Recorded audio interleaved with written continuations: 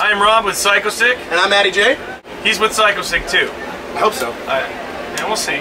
So, crazy tour story. Alright, well, we had this one incident. We were playing Houston, Texas, and the venue that we played at, what was the name of that place? You remember? Yeah, I don't know, but it shut down. It was this big rotten warehouse, and there was several stages. There was actually 2 metal shows going on that night. It was us, Green Jello, and Nashville Pussy, and on the other side, they had Fin Troll and like this whole Scandinavian metal tour. Awesome guys, too. They were so much better than all of us. A lot of metal guys in one side, and directly across the street, behind the venue, was a hip-hop club, like a nightclub.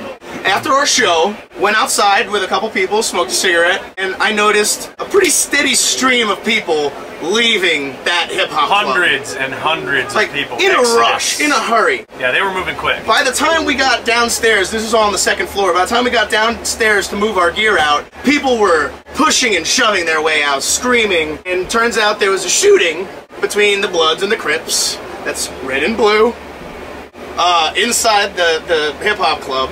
And as we were loading our gear out, well, you saw that part, I was still loading. Well, what happened was, we were sitting in the van, and Matt was just, loading whatever, and then, people were coming out, we're watching them going by, he's like, wow, what's going on? And then we hear 2 pops. And so, we literally take cover in the van, like we're at war. And then the people just started just dashing out of there.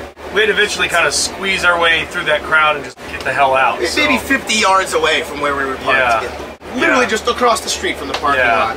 We have it on video somewhere, but we came out, it. and my first thought was, as we're loading stuff, was I had a big 810, and I just kind of put it in the trailer and went, like nothing's going through this. So just kind of hid behind the 810 for a second, and after it kind of quieted down a little bit, we had to walk a friend of ours back to her car. So we kind of made a little group of it, walked down the street, around the venue, behind the club, away from the nastiness. Yeah. 30 seconds after we got to her car and said goodbye to her, right where we had been walking, there was another like 3 or 4 gunshots, and somebody got shot and killed right on the sidewalk where we just were.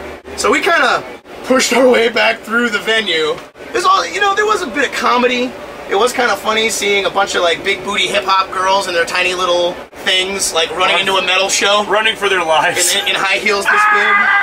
I guess that was not that funny, but it is. You make light of what you can, I guess. See the positive. We finally got back to the van just in time to GTFO around the corner as the cops, fire trucks, and a line of ambulances followed us. We just got on the highway, never looked back. Came to find out that both those clubs were soon shut down, and several people died that night.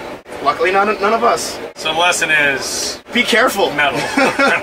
Be careful. Don't expect... I mean, we grew up playing video games and going to gun ranges and stuff, and it's very different when you're not on a gun range and you hear those gunshots. Be careful. Always leave yourself an exit route, especially in those hard towns. There's some cities, Detroit, Houston. I mean, just big cities in general. There's always a bad. There's always that area. Yeah. Be careful. Find a local.